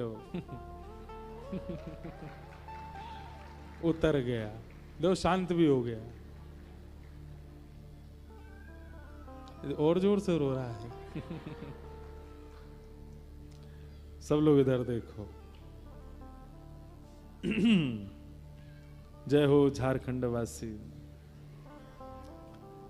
आप लोग सुनते तो बहुत ध्यान से, बस कभी कभी बीच में थोड़ी ऊधम हो जाते हैं। तो क्या बता रहा था मैं? ज्ञान और वैराग्य। 7 दिनों में आपका उद्देश्य क्या होना चाहिए? बहुत ध्यानपूर्वक इधर देखिए हमारी तरफ। आपका उद्देश्य, कई लोग कहते हैं भक्ति में आगे कैसे बढ़े, भक्ति उत्थापित कैसे हो, हमारी भक्ति सजग कैसे हो, हम भक्ति में ठाकुर जी का दर्शन कैसे करें। आपके अंदर भक्ति है, पर वो भक्ति प्रसन्न कब होगी? जब उसके बालक चित्त में आएंगे, उसके बालक ज्ञान और वैराग्य। आपने किसी मां को अच्छे आसन पर बैठा दिया, मां की सारी व्यवस्थाएं अच्छी कर दी, पर बालकों को दुखी कर दिया। जिसके बालक दुखी हों वो मां कैसे प्रसन्न रह सकती है? भक्ति को आपने हृदय आसन पर बैठा रखा है। अब आगामी 7 दिन तक आपका उद्देश्य क्या होना चाहिए? कि ज्ञान और वैराग्य भी आए चित्त में। ज्ञान का मतलब क्या है? भक्ति में ठाकुर जी के प्रति कभी भी अविश्वास ना हो तो समझ जाना ज्ञान आ गया आपके चित्त में। और वैराग्य क्या है? अपनी इच्छाओं की कटौती करना, अपनी इच्छाओं से निवृत्त होना। ये एक प्रकार का वैराग्य। ये 2 चीजें कथा से आपको सीखनी है। वृंदावन जाने के बाद वृंदावन का रस जिस पर चढ़ जाता है, वो व्यक्ति जोगी जैसा क्यों हो जाता है? वो तिलक लगाए घूम रहा है, जटाएं बना लेता है सामान्य से। अभी कुंभ में ऐसा हुआ, ट्रेंड बन गया। अब बाहर के लोग नहाने आते हैं तो जबरदस्ती की जटाएं लगा करके और संतों की तरह रुद्राक्ष पहन करके, त्रिपुंड लगा करके, ये कोई बाह्य आवरण, कोई आडंबर नहीं है। त्रिपुंड लगा लिया, रुद्राक्ष माला धारण कर ली और फिर उसके बाद गंगा स्नान कर रहे हैं और फिर फोटो वोटो खिंचा के बस डाल दो, फिर जाके अपना वही जीन्स टी शर्ट पैंट में डोल रहे हैं, फटे हुए कपड़े पहन के घूम रहे हैं। केवल कुंभ में आए इसलिए संत जैसा भेष बना लेते हैं। नहीं, जब भक्ति में वैराग्य आता है तब वह भेष अपने आप प्रकट होता है, बनाना नहीं पड़ता।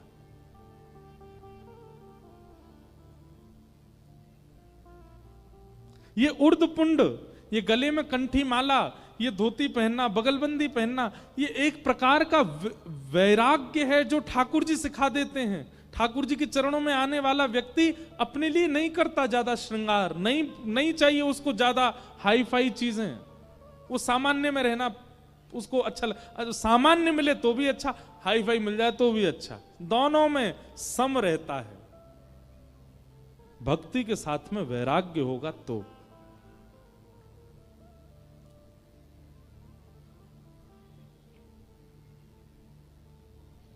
सुख में फूलो मती, दुख में भूलो मती, प्राण जाए मगर नाम भूलो मती, मुरली वाले को मन से रिझाते चलो, कृष्ण गोविंद गोपाल गाते चलो, कृष्ण गोविंद गोपाल गाते।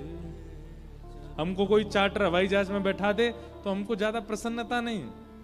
कई बार कथा करने हम स्कूटी पे बैठ के चले जाते हैं, गाड़ी नहीं है, स्कूटी साइकिल से चले जाते तो भी कोई दुख नहीं।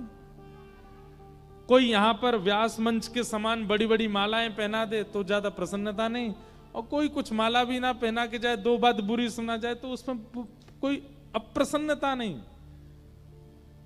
इस प्रकार का अपने आप को वर्सटाइल बनाना, अपने आप को हर तरीके के माहौल में ढालने वाला बनाना, यह वैराग्य है भक्ति में।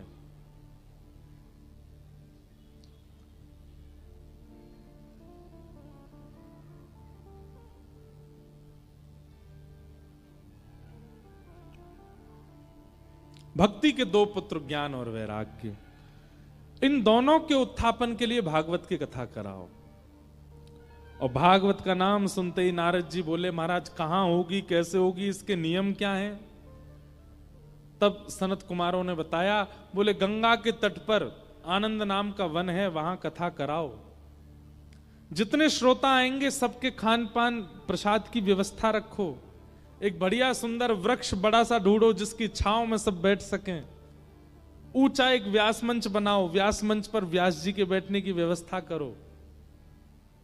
आदि आदि कथा की सारी व्यवस्थाएं बताई गई। नारद जी महाराज ने सब व्यवस्था की, और व्यवस्था में कथा जैसे प्रारंभ हुई, भक्ति ज्ञान वैराग्य तीनों आए। भक्ति महारानी तो युवा थी, पर ज्ञान वैराग्य ने जैसे ही कथा माहौल में प्रवेश किया कि भक्ति सुतौ तौ तरणौ गृहीत्वा प्रेमैकरूपा सहसा विरासीत्, श्री कृष्ण गोविंद हरे मुरारे, नाथेति नामानि मुहुर्वदन्ति। उस कथा के परिसर में जैसे ही ज्ञान वैराग्य ने प्रवेश किया, प्रवेश करते ही दोनों युवा हो गए। ज्ञान भी युवा हो गया, वैराग्य भी युवा हो गया। भक्ति महारानी अत्यंत प्रसन्न हो गई, उनके दोनों पुत्र युवा हो गए। यही होना चाहिए यहां भी।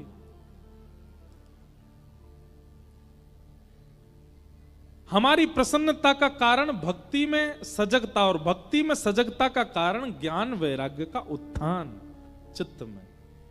ये कथा से होगा। ज्ञान और वैराग्य के मार्ग को अपनाइए। भक्ति महारानी अत्यंत प्रसन्न हो गई। ज्ञान वैराग्य दोनों युवा हो गए। नारद जी महाराज ने प्रश्न किया और सनत कुमारों से पूछने लगे, महाराज कृपा करके मुझे यह बताइए, कथा सुनने से कौन कौन से पापी अपने पापों से मुक्त हो जाते हैं? कितने प्रकार के पाप कथा सुनने से मुक्त होते हैं? और यहां पर सनत कुमार कह रहे हैं, कौन कौन से पाप करने वाला व्यक्ति अगर कथा में आवे तो उसके पाप निवृत्त हो जाते हैं। ये मानवा पाप कृतस्तु सर्वदा सदा दुराचार रता विमार्गगा क्रोधाग्नि दग्धा कुटिलश्च कामिनः सप्ताह यज्ञेन कलौ पुनन्ति ते। बहुत सावधानी से सुनो। जितने भी पाप हैं, पहली बात तो पाप कहते किसको हैं? शास्त्र जिनकी आज्ञा नहीं देते, गुरुजन जिनकी आज्ञा नहीं देते और माता पिता जिसकी आज्ञा नहीं देते, वो सब पाप है, सब पाप है। अगर ये सारे नियमों के विपरीत हमने कोई काम किया है तो वो पाप है। हमसे जो भी पाप हुआ है, और यहां पापों के कुछ नाम बताए गए हैं, जैसे कौन कौन से? सबसे पहला पाप दुराचरण। ध्यान पूर्वक सुनिएगा। किसी को माला जपते हुए देख आपके मन में यह भावना तो उत्पन्न नहीं हुई कि मैं भी माला जपूं, पर किसी को धुआं उड़ाते देख आपके मन में आया, ओए कितना बढ़िया लग रहा है, क्या देखो मुंह से धुआं निकल रहा, मैं भी निकाल के देखूं। किसी को चंदन तिलक लगा करके आपके मन में भावना नहीं आई कि मैं भी लगाऊं, पर किसी की फटी जींस देख करके, किसी के ऊट पटांग वस्त्र देख के आपके मन में आया, मैं भी खरीदूं, मैं भी पहनूं, कितना बढ़िया लगूंगा, कूल लगूंगा मैं भी। ये दुराचरण है। मतलब किसी के आचरण को देख करके, किसी के व्यवहार को देख करके आप वह आचरण करने लग जाओ, इसको कहते हैं दुराचरण, और ये पाप है। आप अपनी पत्नी से प्रेम से ही रहते थे, आप अपनी पत्नी से प्रेम भाव ही रखते थे, लेकिन आपने अपने मित्र को देखा वो तेज आवाज में बात कर रहा था, उसकी पत्नी सामने, अब आप भी वही करने लगे, ये दुराचरण है, पाप है। आप किसी अन्य के दुराचरण भाव को देख करके उससे सीख लेते हैं और फिर स्वयं करने लग जाते हैं, ये दुराचरण, और ये पाप है। संसार में कोई भी व्यक्ति जन्म से दुराचरण नहीं करता, कोई गलत काम नहीं करता, वो देख के ही सीखता है व्यक्ति। किसी को पीने की लत लगी तो उसने किसी को पीते हुए देखा था, इसीलिए लगी है। किसी को खाने की लत लगी, क्रोध की लत लगी, लेकिन आपने कभी विचार किया मानव को लत केवल बुरी चीजों की लगती है, भक्ति की नहीं लगती, गिने चुने लोगों को लगती है। पर अभी माहौल बदल रहा है, अभी लोगों को भक्ति की लत लग रही है, अभी लोगों को कथा की इच्छा प्रकट हो रही है, अभी लोगों को नाम जप की इच्छा प्रकट हो रही है।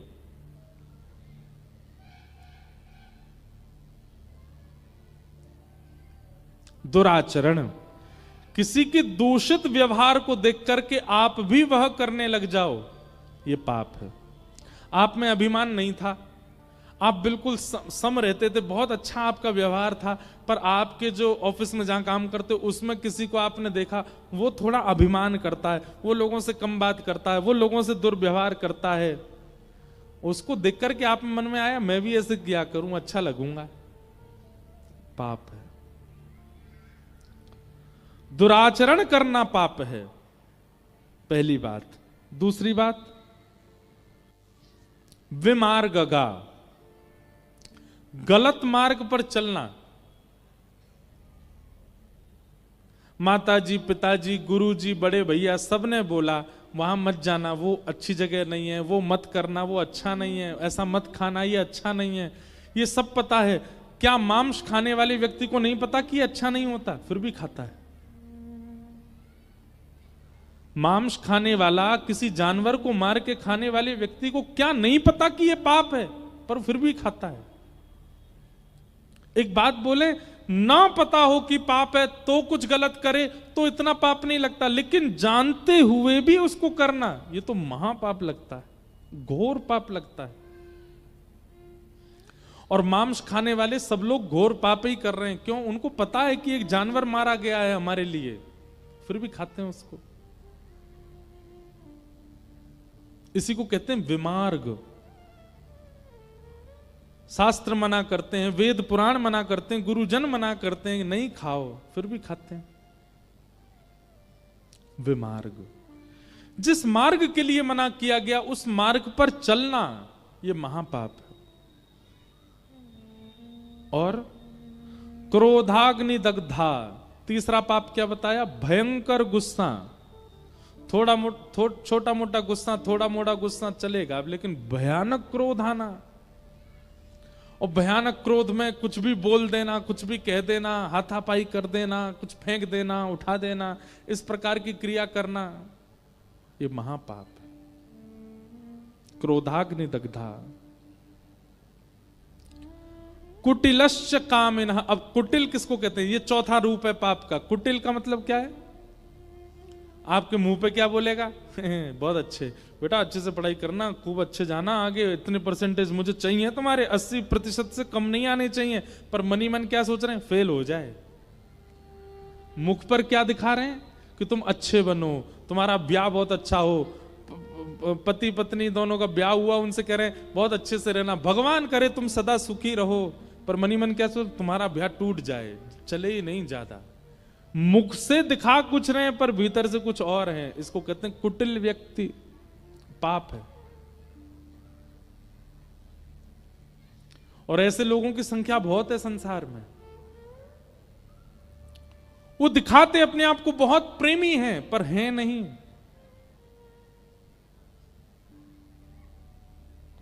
कामिनः, काम भावना चित्त में, जिसको देख लें, जिसके स्वरूप का दर्शन कर लें, जिस स्थान पर चले जाएं, उनके चित्त में केवल काम ही आता और कोई बात ही नहीं आती। ये महापाप के लक्षण हैं। ऐसा व्यक्ति अगर परिवर्तन की भावना से अपने दोष को आगे रख करके अगर कथा सुनने बैठे तो कथा उसके उस दोष को नष्ट कर देगी। जैसे कि कोई व्यक्ति दुराचरण करता है और वो अपने दुराचरण के भाव को जानता है, बोले मैं बहुत जल्दी इंप्रेस हो जाता हूं गलत करने वाले लोगों से। कई लोग ऐसे होते हैं वो पीते नहीं है पर वो पिलाते हैं सबको। उनको देखना ही अच्छा लगता है, पियो पियो बढ़िया, ये आपस में लड़ेंगे मुझे बहुत आनंद आएगा। ये दुराचरण है, ये पाप है। एक मिला था मुझको, कहीं एक बालक आया, बोले महाराज जी एक बात पूछनी। मैंने क्या? मैं पीता नहीं हूं। मैंने तो मेरे जो मित्र हैं उनको मैं पिलाता हूं। मैंने फिर वो आपस में लड़ते हैं, मैं देख के आनंद करता हूं। मैं तो पानी ही पीता हूं पर उन लोगों पे हजारों रुपया खर्च करता हूं, क्योंकि पी के फिर उनके सच निकल के आते ही आते। मैंने कहा बेटा उनको जितना पाप लगेगा ना, मल्टीप्लाई इनटू 1000 होकर तुझको लगेगा। तू करवा रहा हूं उनसे पाप। ये दुराचरण है। दुराचरण करने वाला व्यक्ति अगर कथा सुने तो उसका दुराचरण भाव दूर होगा, लेकिन सुनने से नहीं होगा। मैं ऐसे कितने लोगों को जानता हूं, हजारों कथाएं सुन चुके हैं, लेकिन आज तक उनके हृदय का काम नहीं मरा, आज तक उनके हृदय में कोई परिवर्तन नहीं आया। वो आज भी वैसे ही हैं, कोई परिवर्तन उनके जीवन में नहीं कर पाए हम।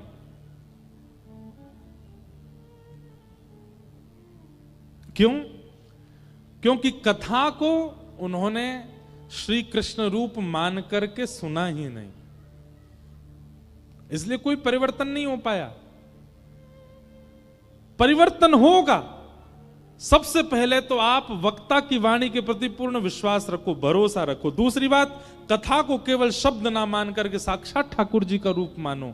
और तीसरी बात, अपने दुर्व्यवहार को, अपने दूषित क्रियाओं को आगे रखो। इनको मुझे सुधारना है, इसके लिए मैं कथा सुन रहा हूं। कथा आपको बदल देगी, परिवर्तित कर देगी। जब तक आप अपने दोषों को आगे नहीं रखोगे, जब तक अपनी बीमारी को आगे नहीं रखोगे, डॉक्टर दवाई कैसे लगाएगा? डॉक्टर दवाई कैसे बताएगा? इसलिए कथा में जब आप बैठते हैं ना, तो अपने दूषित विचार जो आपके अंदर कमियां हैं उनको पहले विचार कर लिया कीजिए। हे भागवत जी, मेरे अंदर क्रोध बहुत है, मेरे अंदर काम है, मेरे अंदर लोभ है, ईर्ष्या है, द्वेष है, कृपा करके आप परिवर्तन कीजिए। 7 दिन में आप अपने आप को देख लीजिएगा, आपके यहां का क्रोध कहां चला गया,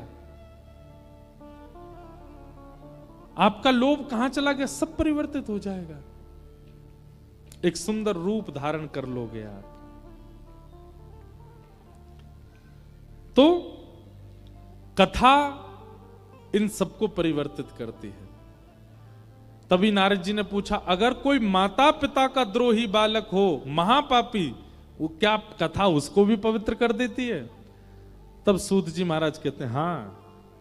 सनत कुमार कहते हैं, बोले एक धुंधुकारी नाम का बालक था जो माता पिता से विद्वेष करने के बाद भी भागवत की कथा से पवित्र होकर के भगवत धाम चला गया। नारद जी बोले, कृपा कर मुझे बताइए कैसे। तब यहां धुंधुकारी का प्रसंग सुनाया गया। एक आत्मदेव नाम के ब्राह्मण थे, उनके कोई संतान नहीं थी। संसार में बंधुओं, व्यक्ति एक जगह पाप और करने लगता है, उसके पास जो वस्तु नहीं है उस वस्तु की प्राप्ति के लिए फिर वो कुछ भी करने लग जाता है। उसको कोई कह दे वहां जाकर के नारियल बांध आओ, वहां जाकर के दिया जलाया आओ, वहां जाकर के चद्दर पहनाया आओ, वहां पे ये कर आओ, वहां पे तुम्हारे काम बन जाएंगे।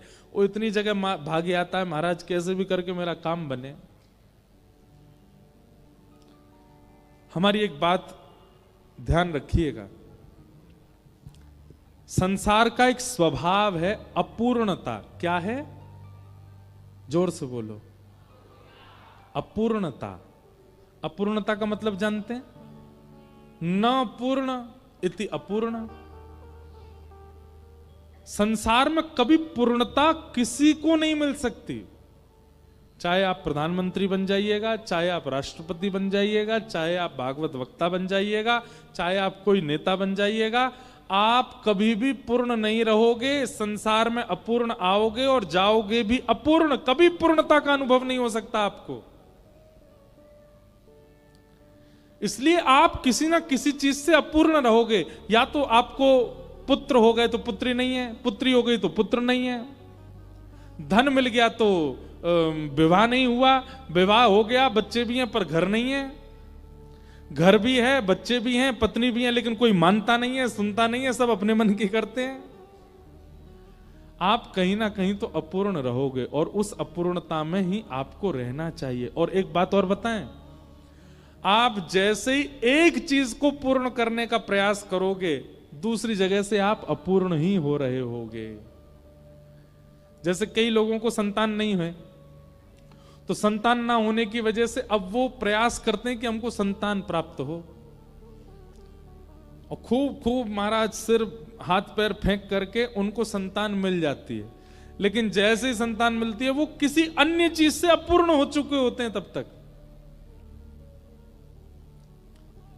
आप कहेंगे तो महाराज जी क्या करें? ठाकुर जी ने, प्रकृति ने आपको जो नहीं दिया उसको स्वीकार कर लीजिए। अगर संतान नहीं है तो स्वीकार कीजिए। प्रकृति से छीनिए मत उसको, क्योंकि आप जैसे ही प्रकृति से छीनने का प्रयास करते हैं तो प्रकृति जब आपके लिए कुछ था ही नहीं, जब आपको देती है तो वही वस्तु आपको कष्ट देने लग जाएगी। फिर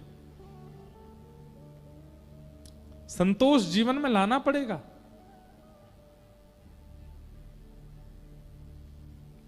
आत्मदेव जी के पुत्र नहीं था, लेकिन श्री आत्मदेव जी बड़े अप्रसन्न रहते थे। पुत्र कैसे मिले कैसे मिले, तो कभी ब्राह्मणों के पास, संतों के पास, सबके पास जाते, लेकिन कोई भी कोई उपाय नहीं बता पाया। तो आत्मदेव जी आत्महत्या करने चले गए एक दिन। बोले बिना संतान के क्यों रहूं, आत्महत्या करने के लिए गए। तभी एक महात्मा ने उनको रोका। बोले तुम आत्महत्या क्यों कर रहे हो? बोले मेरे संतान नहीं है। बोले अरे तो इतनी छोटी सी बात पे आत्महत्या करोगे?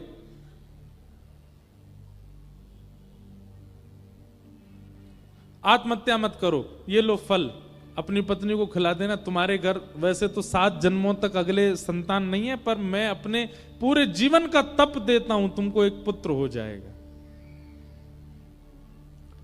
एक बात हमारी बहुत ध्यानपूर्वक सुनिएगा बंधुओं, कभी भी किसी संत से संसारी वस्तु मत मांगना। क्यों?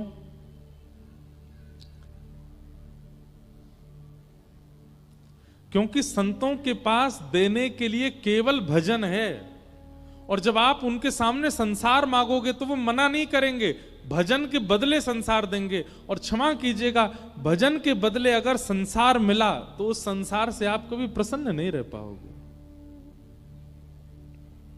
इसलिए हमारी प्रार्थना है, महापुरुषों से, महत्पुरुषों से संसार कभी मत मांगना। भाई, धनवान व्यक्ति धन ही दे सकता है, गुणवान व्यक्ति गुण ही दे सकता है, भजनवान व्यक्ति संसार कैसे दे देगा? भजन ही तो देगा आपको। लेकिन हम लोग क्या करते हैं, कई लोग हमारे पास भी, हम तो जबकि संत भी नहीं है, हम तो केवल कथा वक्ता हैं, हम कहीं जाते आते हैं, महाराज जी हम पे थोड़ी कृपा कर दो, हम बड़े दुखी डोल रहे हैं आजकल, हमारे काम धंधे नहीं चल रहे, कुछ करो तो। अरे भाई, मैं क्यों कथा करता, मैं भी कोई फैक्ट्री खोल लेता, अपने सिर पे हाथ दिल लेता, चल भैया तेरी फैक्ट्री खुल जाए। कई माताएं, कई भाई लोग आते हैं, माताएं आती हैं, हमारी बहू को आशीर्वाद दे दो महाराज जी। क्या दे दें आशीर्वाद, इतने साल हो गए इनको, अब आप कथा का एक फल ऐसा इनको प्रदान कर दें, संतान हो जाए। अरे आप संसार क्यों मांग रहे हैं? नहीं मांगना है। और हम मंच से कह रहे हैं, नीचे आके तो नहीं कह पाएंगे, कभी आपसे सामने बैठ के तो नहीं बोलेंगे, पर मंच से कह रहे हैं। जब आप किसी भक्त से, वैष्णव से, भजनानंदी से संसार की कामना करते हैं तो उससे मिलेगा, 100% मिल जाएगा जो मांगोगे, पर वो वस्तु फिर आपको वही वस्तु अप्रसन्न रखेगी, प्रसन्न नहीं हो पाओगे। एक बार एक हमारे जानकार हैं, उनका बेटा, उसने प्रेम विवाह की इच्छा प्रकट की। प्रेम विवाह करने के हम कोई विपक्षी नहीं है, पर प्रेम विवाह माता पिता और परिवार की रजामंदी से ही होना चाहिए, उनकी प्रसन्नता से होना चाहिए। माता पिता अप्रसन्न है तो महाराज हमें क्या फर्क पड़ता, पड़े रहो, कहीं हम कर लेंगे कहीं जाके, ऐसा नहीं होना चाहिए। उनको रिझाइए, मनाइए, करिए, पर उनकी प्रसन्नता से। अगर वे अप्रसन्न हैं तो हाथ जोड़िए। तो एक हमारे संपर्क में थे, उनके पुत्र ने किसी से विवाह की इच्छा प्रकट की। अब सब लोगों ने, ज्योतिषियों ने, कई संतों ने, सबने कहा कि भाई इनका विवाह उचित है नहीं। माता पिता भी थोड़े से अप्रसन्न हो गए। देखिए, या तो दिखवाइएगा नहीं, और दिखवाने पर अगर थोड़ी चूक पता चल रही है तो फिर उस चूक का निवारण कीजिएगा।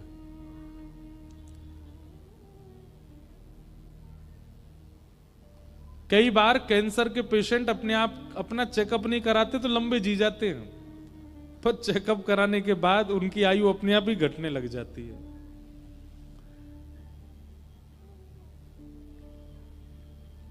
तो उन्होंने इच्छा प्रकट की कि मुझे उससे ब्याह करना है।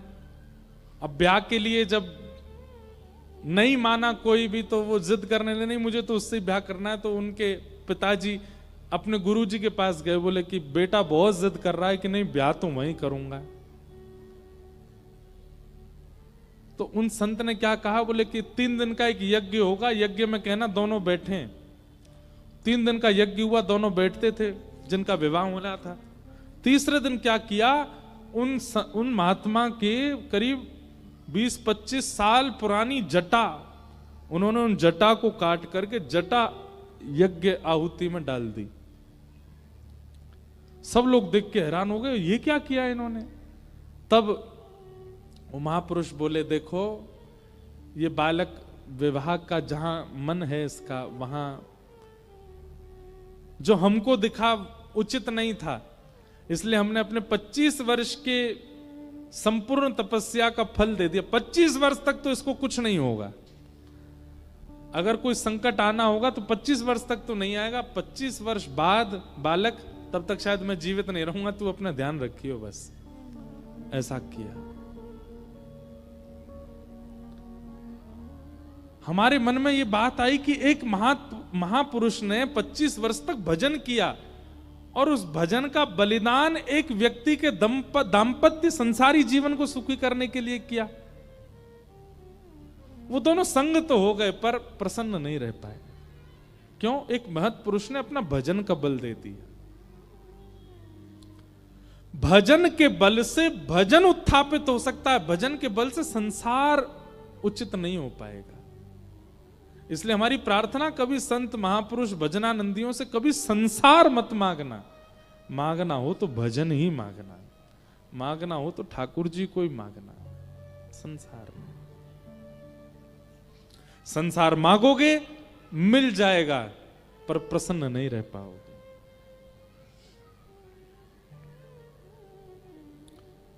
मांगा है मैंने श्याम से वरदान एक ही, तेरी कृपा बनी रहे जब तक है जिंदगी। मांगा है मैंने श्याम से वरदान एक ही वरदान मांगो, आप कृपा बनाए रखना बस। धुंधुकारी गोकर्ण जी महाराज को, आत्मदेव जी को फल दे दिया संत ने। आत्मदेव जी ने जाकर के वो फल अपनी पत्नी को खिला दिया, लेकिन पत्नी ने फल खाया नहीं, गैया को खिला दिया। तो गैया के गर्भ से एक बालक ने जन्म लिया जिसका नाम हुआ गोकर्ण। और धुंधुकारी ने अपने सहेली के बालक को ही अपना बता दिया, उसका नाम रखा गया धुंधुकारी। धीरे धीरे दोनों बालक बड़े हुए। गोकर्ण पंडित ज्ञानी बना, धुंधुकारी महान दुष्ट हुआ, अपने माता पिता को ही मारने लगा। ऐसा व्यवहार माता पिता के प्रति करने लगा। माता पिता दुखी हो गए। मां ने तो अपने प्राण त्याग दिए कुआं में कूद करके, और पिताजी घर छोड़ के चले गए। जीवन में एक बात याद रखिएगा, माता पिता कभी अप्रसन्न ना हो आपकी किसी क्रिया से, चाहे जैसा जीवन आपने देखा हो।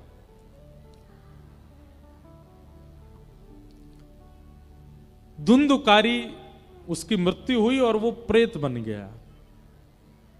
प्रेत बनने के बाद अब उसकी मुक्ति का उपाय कई किए, लेकिन वो मुक्त नहीं हो पाया। माता पिता से द्रोह करने वाला बालक मृत्यु के बाद प्रेत ही बनेगा। प्रेत बन गया, अनेक प्रयासों से भी मुक्त नहीं हुआ। तब श्री गोकर्ण जी महाराज ने उसके निमित्त भागवत की कथा की। सूर्य भगवान की आज्ञा से भागवत की कथा हुई, और सप्ताह कथा होते ही धुंधुकारी प्रेत योनि से मुक्त होकर के भगवत धाम प्रस्थान कर गया। बोलो भक्तवत्सल भगवान की जय। तो श्रीमद् भागवत कैसी है? प्रेत पीड़ा को दूर करती है। अगर कोई प्रेत योनि में चला गया है और उसके निमित्त भागवत जी का पाठ करा दिया जाए तो वो प्रेत योनि से मुक्त हो जाता है। तो भागवत जी के महात्म्य में दो बातें प्रमुख रूप से बताई। पहली बात ज्ञान और वैराग्य का उत्थापन, और दूसरी बात प्रेत पीड़ा विनाशिनी, प्रेत पीड़ा से मुक्त करती हैं। ऐसी भागवत जी को हम बारंबार प्रणाम करते हैं। बोलो भागवत महापुराण की। भागवत जी का महात्मा हमने आज श्रवण किया। प्रथम स्कंद से हम लोग कल से कथा का प्रारंभ करेंगे। कथा का समय 3 बजे से है, आप लोग उससे पहले ही आ जाएं ताकि खूब आनंद विस्तार से कथा हो।